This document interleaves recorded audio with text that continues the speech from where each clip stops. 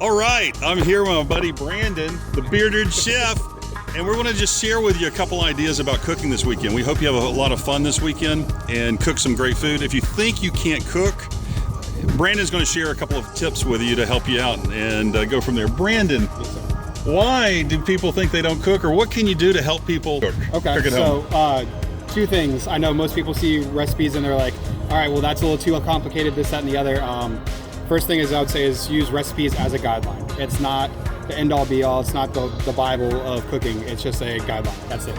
Honestly, most of our truck stuff was based off of us just playing around and putting it together and then going, oh, we should probably write that down and make it so we can make it again. Right. And then the second thing is it's something that can be as easy as just taking those baby steps. Just go into, all right, I got the first thing done. Take a second, all right, what's the next thing? And then just reset and keep going like that.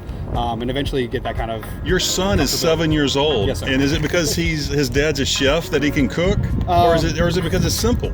Honestly, it's because it's simple. And the way I describe it to him, I'm like, all right, I need you to go here and grab this.